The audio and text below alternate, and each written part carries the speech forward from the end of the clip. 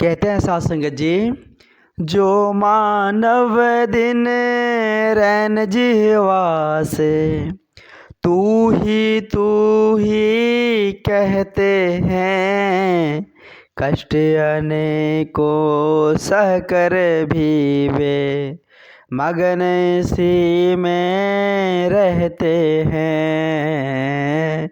सत्संग जी, प्यार से बोलिए धन निरंकार जी। वाकई में सत्संग जी, जो इंसान दिन रात सत्संग जी इस परम पिता परमात्मा का सत्संग जी चिंतन करते हैं, सत्संग जी इस परम पिता परमात्मा को याद करते हैं, अपने मुख से तू ही तू करते हैं, भले ही सत्संग जी उसके जीवन में दुख तकलीफ परेशानी ही क्यों ना आ जाए, कोई कष्ट ही क्यों ना आ जाए, लेकिन सत्संग जी वो कष्ट को पीछे छोड़कर, दुख तकलीफ को पीछे छोड़कर इस परम पिता परमात्मा से नाता जोड़कर सत्संग जी वो इसी में मग्न रहते हैं, इसी में वो आनंदित तौर पर रहते हैं। सत्संग जी, सत्संग जी जिन्होंने इस परम पिता परमात्मा को जान लिया है, जिन्होंने सत्संग जी अलौकिक दिव्य दृष्टि पा लिया है, उसके जीवन में बहार है। सत्संग जी, उसके जीवन में सत्संग जी आनंद ही आनंद है।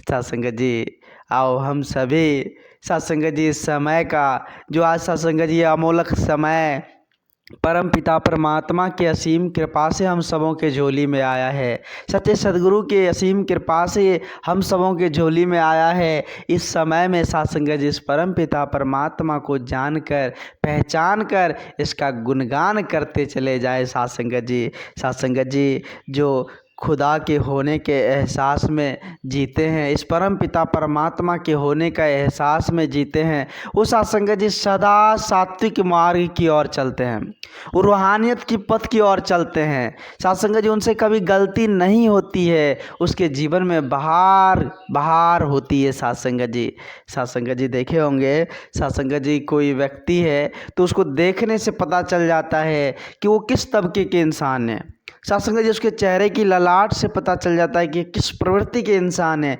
इसका क्या गुण होगा। कुछ लक्षण होते हैं सत्संग जी उसका, और पता चल जाता है कि यह किस प्रवृत्ति का इंसान है।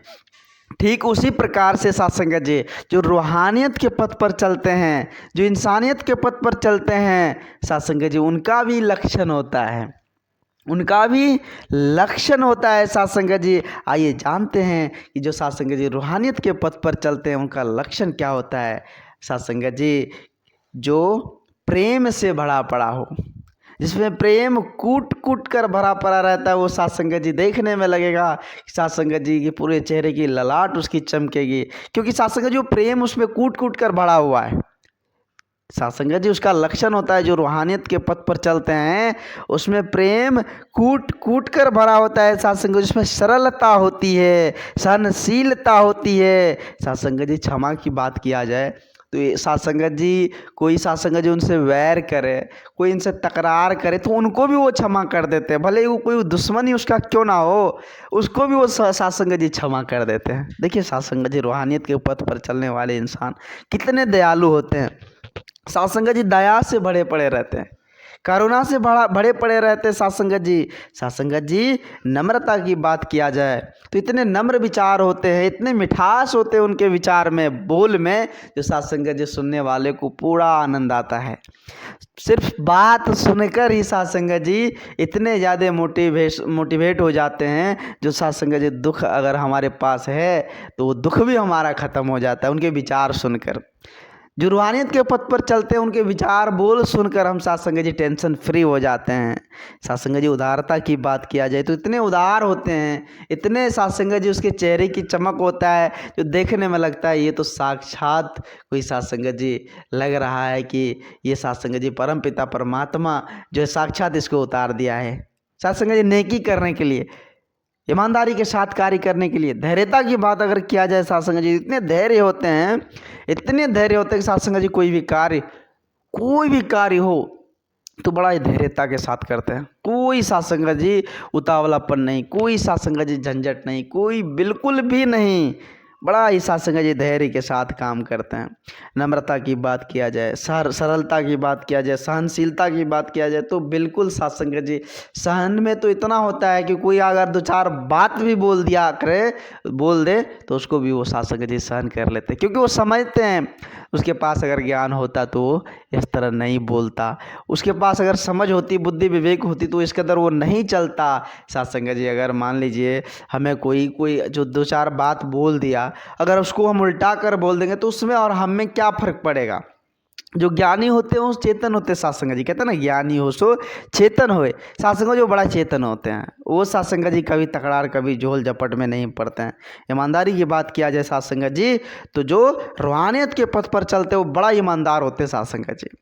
सात्संग जी किसी का भी एक भी इधर उधर नहीं, पूरे नेकी के साथ ईमानदारी के साथ वो काम करते हैं सात्संग जी। और त्याग की बात किया जाए तो त्याग भी सात्संग जी उसमें भरपूर भरा होता है। सात्संग जी वो अपने लिए नहीं जीते हैं, वो सदा दूसरे के लिए जीते हैं। जो रूहानियत के पथ पर चलते हैं सात्संग जी वो सदा दूसरों के लिए ही जीते हैं, वो अपने लिए नहीं जीते सात्संग जी। वो दूसरों की भला की ही कामना करते हैं सात्संग जी। सात्संग जी दृढ़ता की बात किया जाए तो निडरता जो होता है उनकी बात किया जाए तो उनमें भी वो कूट कूट कर भरा होता है। वो निडर होते हैं सात्संग जी, किसी से नहीं डरते हैं, और डरते हैं तो एक परम पिता परमात्मा से डरते हैं, और किसी से नहीं डरते हैं सात्संग जी। उसे कोई नहीं सता सकता। जो रूहानियत के पथ पर चल रहा है उसे कोई सता नहीं सकता सात्संग जी, उसे कोई नहीं डरा सकता, कोई नहीं धमका सकता सात्संग जी। क्योंकि सात्संग जी वो सबकी भला की कामना करते हैं, वो सबका भला हो। परम पिता परमात्मा से नित्य यही गुहार लगाते हैं कि हे प्रभु सबका भला हो, सबका भला हो। वो सात्संग जी सदा परोपकार की भावना लेकर ही जीते हैं। जैसा कि रामचरितमानस में सात्संग जी कहा गया है कि पर हित सर सही धर्म नहीं भाई, अपर पीरा सम नहीं अधमाई। जो सात्संग जी जो रूहानियत के पथ पर चलते हैं वो सात्संग जी परोपकार ही परोपकार करते चले जाते हैं। और कहते हैं ना कि परोपकार से बड़ा कोई धर्म भी नहीं हुआ करता है सात्संग जी। जो व्यक्ति सात्संग जी स्वयं की चिंता ना कर परोपकार की भावनाएं को लेकर सात्संग जी एक दूसरे के लिए कार्य करते, एक दूसरे के लिए जीते हैं, वही सात्संग जी श्रेष्ठ होते हैं, वही सात्संग जी परमात्मा के प्यारे होते हैं। तो सात्संग जी हम सभी समझने की कोशिश करें, हम सभी सीखने की कोशिश करें सात्संग जी उस प्रकृति से।